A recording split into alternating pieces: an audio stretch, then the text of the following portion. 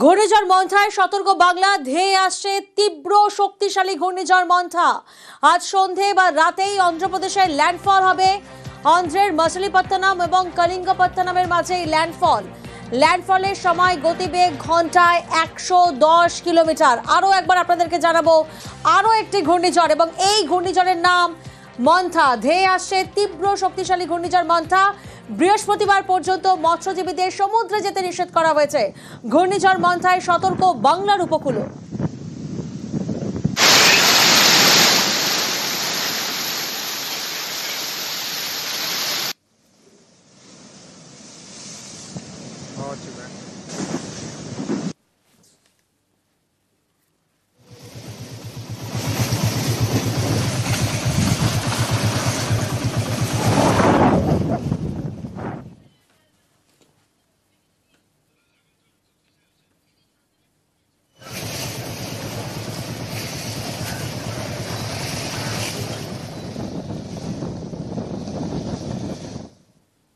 আরও একটা ঘূর্ণিঝড় মন্থা এবং এই মন্থার আতঙ্কে সুন্দরবনের ধান চাষিরা। ধেয়ে আসছে শক্তিশালী ঘূর্ণিঝড় মন্থা।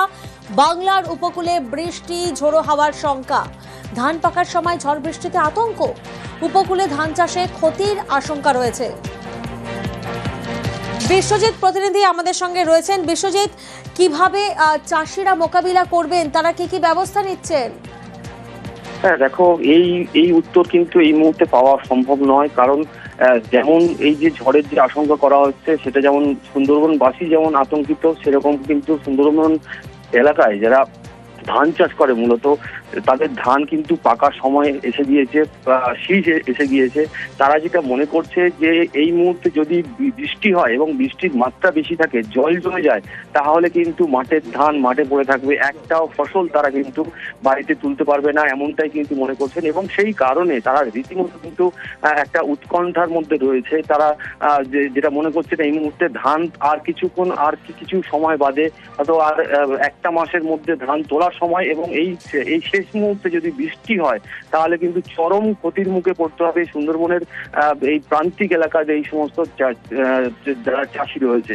তার পাশাপাশি সুন্দরবনের মানুষরাও কিন্তু একেবারে এই যে বৃষ্টি বা এই যে ঝোড়ো হাওয়া যেটা হতে পারে, যেটা বলা হচ্ছে, তাতে করে কিন্তু সুন্দরবন যারা উপকূলবাসী কিন্তু একেবারে আতঙ্কিত হয়ে রয়েছে। অনেক সমস্যা। এই জল হয়ে গেলে, ঝড় হয়ে গেলে ধানের ফুল নষ্ট হয়ে যাবে, প্লাস ধান গাছ শুয়ে যাবে। আবার জল হলে আবার এই যদি যখন পাকা অবস্থায় যদি হয়ে যায়, ধান সব ঝরে পড়ে যাবে। এই সমস্যা জলে ডুবে গেলে আবার মানুষজন অনেক ধরে একে কেটে বাঁধের উপরে তুলতে হবে, উঁচু জায়গায় নিয়ে যেতে হবে। অনেক চিন্তা। আবার একটা চাষ আসবে কখন, তখন আশা করে বসে থাকতে হবে। ঝড় আর জল হলে সমস্ত ক্ষতির আশা, ধান আর কি পড়ে গেলে সব নষ্ট হয়ে যাবে। ধান আর থাকবে।